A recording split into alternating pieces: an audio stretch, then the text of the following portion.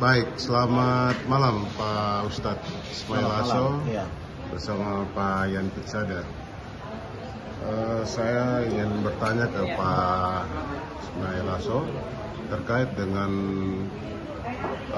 situasi saat ini yang masyarakat Papua pada saat ini merasa cemas dengan rencana Bapak Presiden Prabowo Subianto mendatangkan transmigrasi ke tanah Papua pada keseluruhannya. Menurut Pak Ustadz seperti apa? Baik ya, Assalamualaikum warahmatullahi wabarakatuh.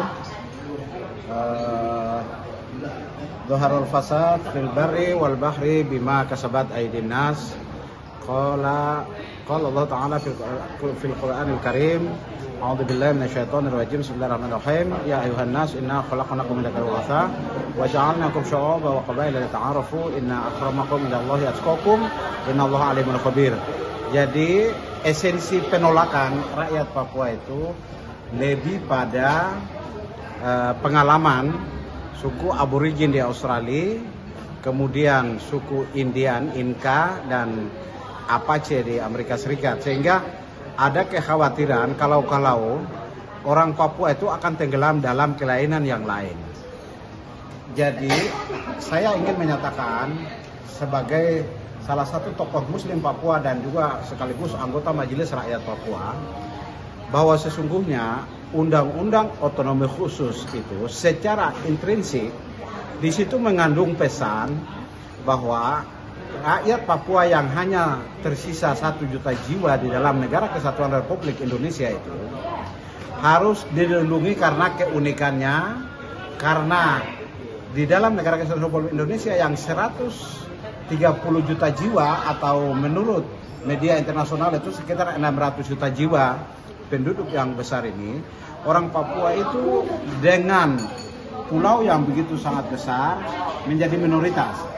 Kita lihat fenomena-fenomena yang terjadi di Papua Barat Daya, Kota Jayapura, Merauke, itu tidak sesuai dengan komitmen Undang-Undang Otonomi Khusus, di mana pengangkatan anggota DPR, kota maupun kabupaten, itu mayoritas seluruhnya adalah non-Papua. Ini sangat mengkhawatirkan, sehingga seperti yang saya kutip ayat tadi, telah nampak kerusakan itu. Ada pihak-pihak, dan saya menghimbau kepada Bapak Presiden terpilih ya, Pak Prabowo Subianto dan Gibran Rakabuming, program transmigrasi harus dihentikan karena itu bertentangan dengan konstitusi yang lebih tinggi, yaitu kesepakatan Undang-Undang Otonomi Khusus antara Dewan Presidium Papua dengan perwakilan pemerintah pusat, sehingga pengiriman transmigrasi ini bertentangan dengan konstitusi. Oleh sebab itu harus dihentikan. Itu yang saya punya masukan kepada pemerintah. Kalau ingin membangun Papua, kirimlah ribuan dokter, ribuan guru, dan kalau tidak bisa juga kirim anak-anak Papua itu ribuan anak mahasiswa untuk mempelajari ilmu-ilmu tentang bagaimana proses mempercepat pembangunan Papua dan Papua Barat itu, agar supaya mereka bisa berkembang. Itu saja mungkin saran saya begitu. Terima kasih. Baik, terima kasih Pak Ustadz Ismail Aso. Menurut Ketua Kompaja. Ya, terima kasih.